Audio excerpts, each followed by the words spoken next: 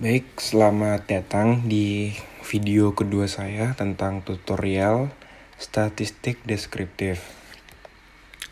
Di sini saya akan membuat berbagai tutorial tentang ukuran pemusatan data, tabel distribusi frekuensi, histogram, kurva normal, dan sebaran data. Nah, sebelum kita mulai tutorial kali ini, kalian bisa pastikan bahwa di Microsoft Excel kalian terdapat data analisis seperti ini. Nah, jika memang belum ada, kita dapat menambahkannya atau menginstalnya secara langsung dengan cara kita bisa mengklik file, lalu tekan option, lalu pilih add-ins, lalu go. Nah, di sini karena Microsoft Excel punya saya sudah ada data analisisnya, jadi kalian harus mencentangnya jika belum ada menu data analisis. Karena stepnya saya sudah ada, kita lanjut ke data. Nah, di sini sudah ada data yang saya peroleh sebelumnya. Di sini ada 42 data yang saya miliki dengan berbagai angka di dalamnya. Nah, kita lanjut ke bagian sebelah sini. Yang pertama, kita akan mencari rata dari jumlah data yang kita punya. Tentu saja kita memiliki rumus sama dengan average buka kurung, kita memblok data jumlah sampai ke bagian paling bawah. Nah, setelah kita drag, lalu kita tutup kurung, lalu tekan enter. Nah, di sini sudah ada nilainya. Tentu saja kita tidak memakai data terlalu banyak seperti ini. Maka dari itu kita akan mengurangkan desimal atau nilai angka di belakang koma.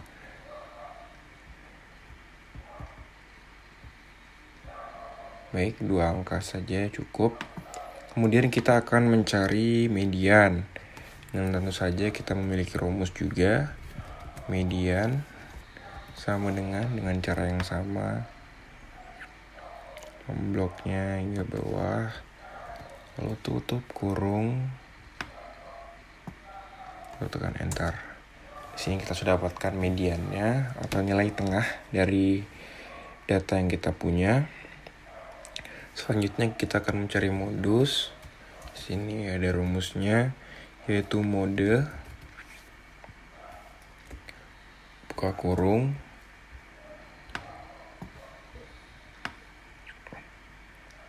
lalu kita blok sampai bawah, lalu tutup kurung, lalu tekan enter. Nah, di sini kebetulan jumlah nilai median dan modusnya sama. Nah, lalu kita akan mencari jumlah kelas dengan menggunakan rumus trages. Nah, di sini kita masukkan sama dengan 1 ditambah 3,322 dikali log 10. Lalu di dalam kurungnya ini bisa diisi dengan berapa jumlah data yang kita punya. Dan saya memiliki 42 data. Lalu kita bisa ketik 42, tutup kurung, tekan enter. Nah, di sini ada nilai 6,39. Tentunya jika kita memasukkan jumlah kelasnya 6, takutnya nanti ada data yang tidak bisa masuk. Jadi kita naikkan menjadi jumlah kelasnya menjadi 7. Selanjutnya kita akan memasukkan nilai min. Sama dengan sama dengan min buka kurung sama dengan cara yang tadi.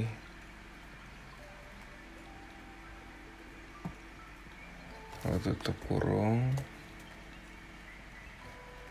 Lalu kita bisa tekan enter. Nah, di sini kita sudah dapatkan nilai paling kecil dari data yang kita punya, yaitu sebanyak 11. Selanjutnya kita akan mencari nilai terbesar atau nilai maksimal dengan rumus sama dengan max buka kurung. Lalu kita blok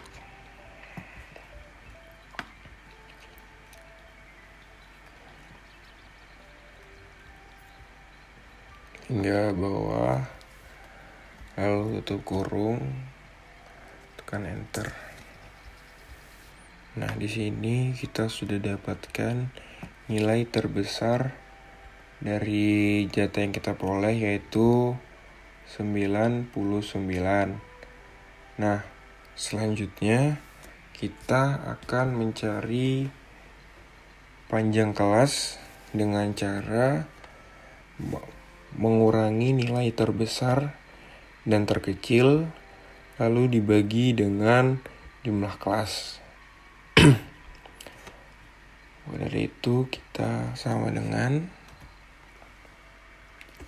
buka kurung, lalu tekan ini, lalu dikurang nih nilai minimal, lalu dibagi dengan jumlah kelas. Nah, lalu tutup kurung, bisa tekan enter. Nah, di sini sudah kita dapatkan nilai panjang kelasnya. Kita kurangkan saja desimalnya.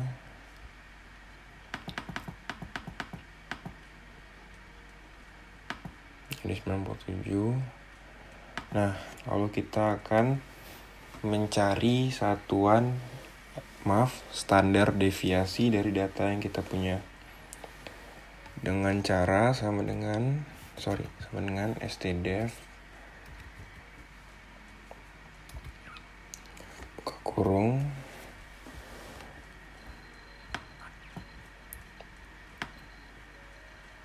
lalu kita blok sampai bawah, lalu tekan tutup kurung, lalu enter. Di sini karena desimal terlalu banyak, kita kurangin aja. Jadi 2 angka di belakang koma, 24,32.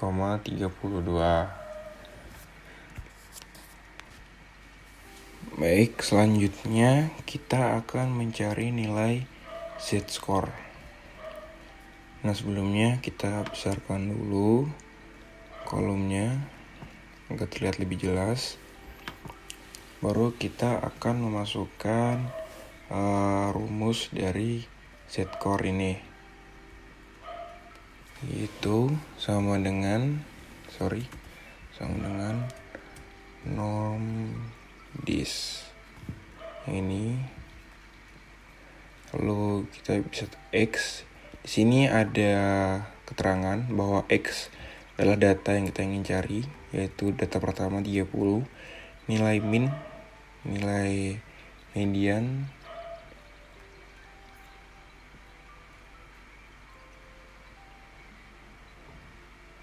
nilai rata-rata. Selanjutnya ada nilai standar deviasi yang ini dan kumulatif. Nah, kita tinggal masukkan datanya saja. Itu 30 di 5, lalu kita tekan koma, lalu ratanya kita masukkan, lalu koma, lalu standar deviasi, lalu koma, lalu kita pilih yang false, lalu tekan klik 2, tutup kurung, tekan enter. Nah, Di sini kita sudah mendapatkan nilai standar deviasi dari atau z-score dari data yang pertama. Nah, ketika kita ingin menderaknya atau mencari jalan termudahnya, kita tidak mungkin membuat rumus satu persatu atau menderak seperti ini. Tentu saja ini akan gagal.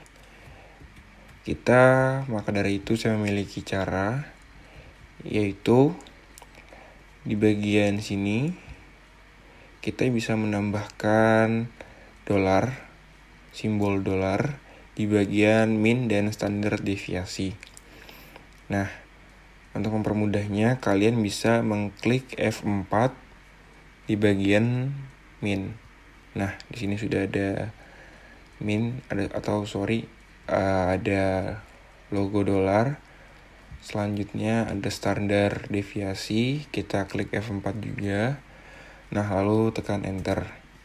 Nah, di sini tetap saja standar z-score tidak berubah, tapi kita bisa mendragnya sampai bawah. Nah, di sini kita sudah dapatkan z-score dari data kedua. Di sini kita bisa lihat rumusnya. Yang berubah hanya di bagian paling depan. Nah, maka dari itu kita bisa lanjut sampai ke bagian paling bawah.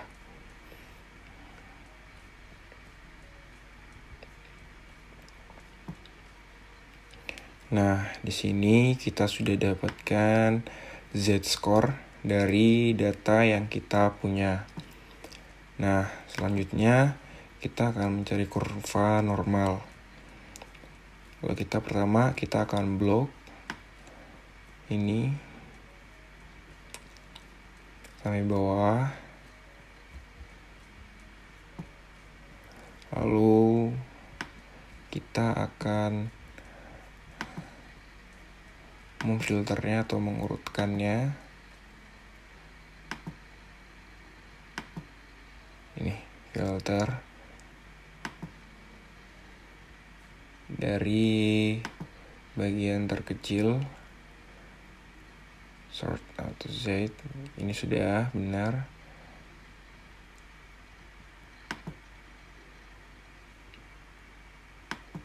Bagian jumlah sort smallest to largest, bagian terkecil hingga terbesar. Nah,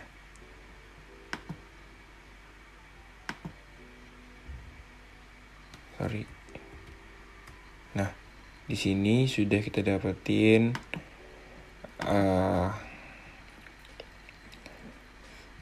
filter atau nilai pencarian nilai terkecil ke nilai terbesar di data yang kita punya.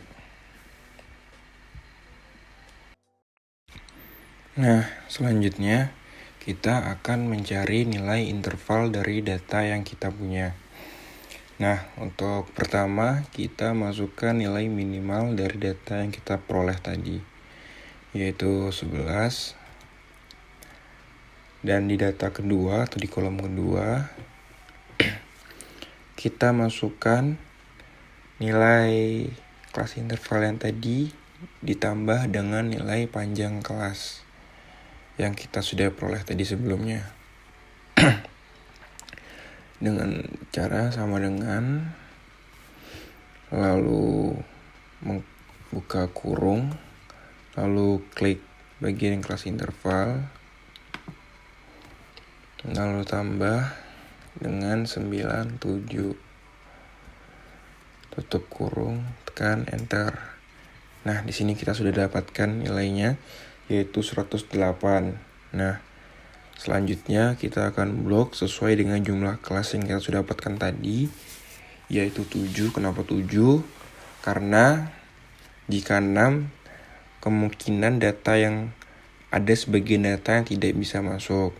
Jadi kita bulatkan menjadi angka 7. Di sini udah ada 2, yaitu 3, 4, 5, 6, 7. Nah, di sini kita dapatkan kelas interval dari berbagai data yang kita sudah punya tadi. Nah, selanjutnya kita akan mencari frekuensi dengan cara data analisis yang sudah tadi kita tambahkan di Microsoft Excel. Data analisis, lalu kita pilih histogram, lalu kita input bagian jumlah sampai paling bawah.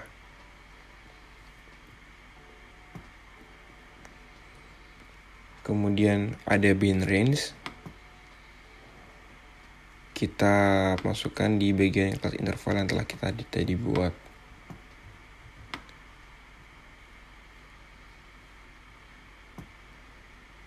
Nah, sudah. Lalu kita klik output range.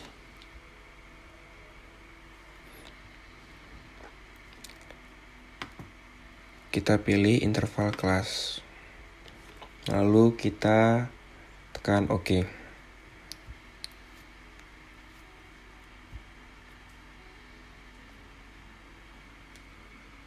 Nah, di sini sudah terlihat frekuensi yang kita punya. Lalu kita tambahkan di bagian frekuensi menjadi jumlah. Lalu kita masukkan rumus sama dengan sum, lalu blok, lalu tutup kurung, tekan enter.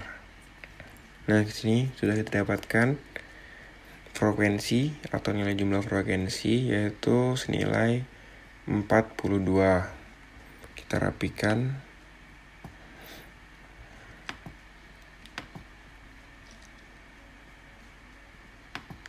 Dan kita ganti ini menjadi interval kelas seperti di awal.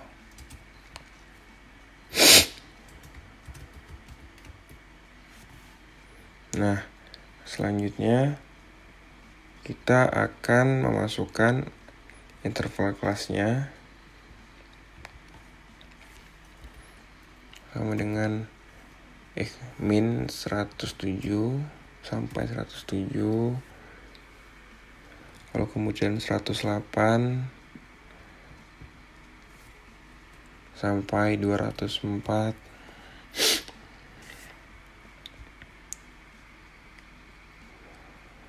lalu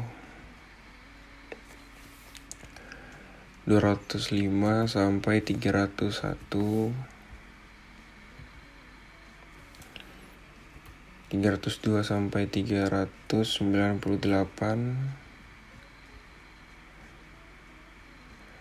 lalu 399 sampai 495, lalu 496 sampai 592, lalu 593 sampai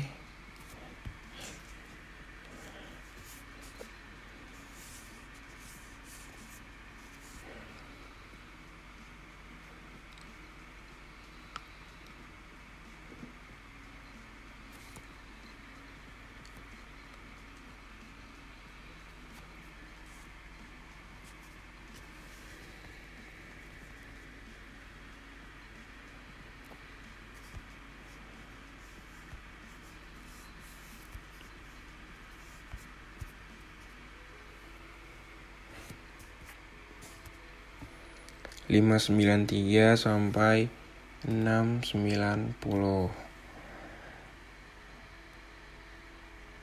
Nah, di sini kita sudah dapatkan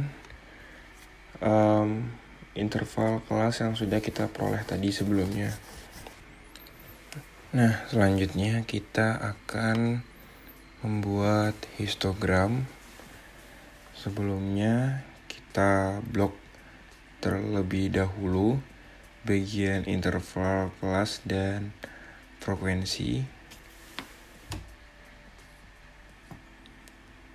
Lalu insert. Lalu bagian grafik itu di kolom. Nah, di sini sudah ada grafiknya.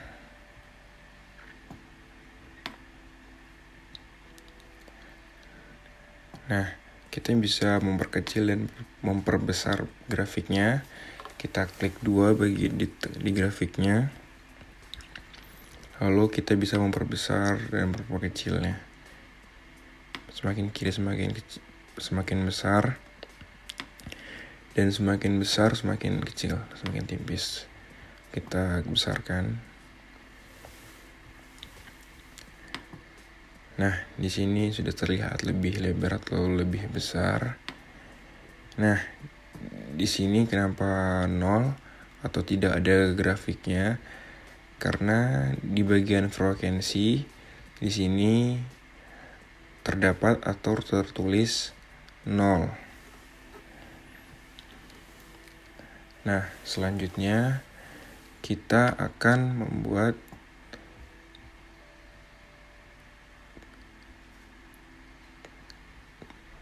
bagian di sini.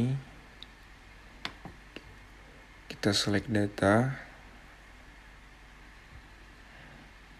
Nah, kita akan menambahkan data di data yang sudah kita punya tadi. Pilih add. Kita namakan kurva normal. Nah, lalu di bagian series values-nya, bagian series value-nya kita tambahkan z-score.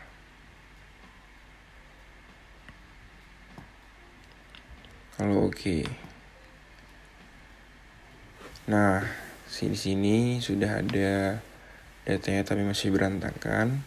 Kemudian bagian horizontalnya kita tambahkan di bagian atau kita drag.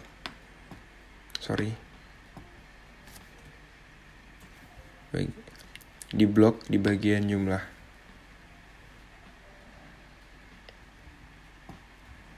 Lalu oke. Nah, di sini sudah ada grafiknya, tapi masih terlihat kecil. Kita perjelas dengan cara mengganti chart type-nya. Lalu pilih combo. Nah, di bagian kurva normal kita tambahkan ini. Kita cari kurvanya.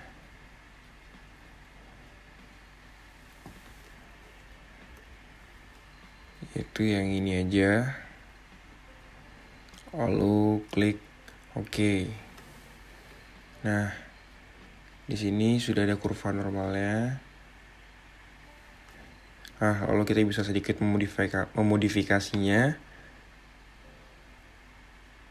dengan ini. Nah, di sini kemudian bawahnya kita akan ganti menjadi interval kelas.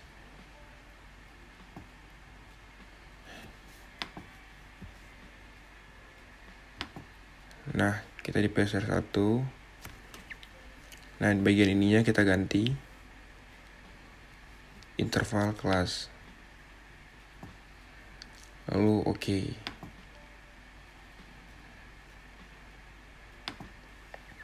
Nah, di sini sudah kita dapatkan interval kelas di bagian bawah. Nah, dan kemudian kita akan mengganti di atas ini dengan nilai min dan nilai max berdasarkan data yang telah kita punya. Dengan cara yang sama, kita klik 2, minimumnya kita ganti dengan 11. Dan nilai maksimalnya adalah 99.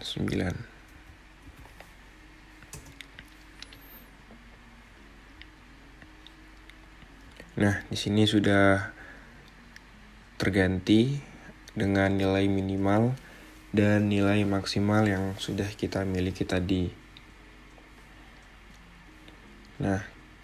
Nah, kemudian ini adalah histogram dari data yang kita punya. Sekian video dari saya, semoga bisa bermanfaat. Jangan lupa like, comment, dan subscribe, dan nantikan video saya yang ketiga. Terima kasih.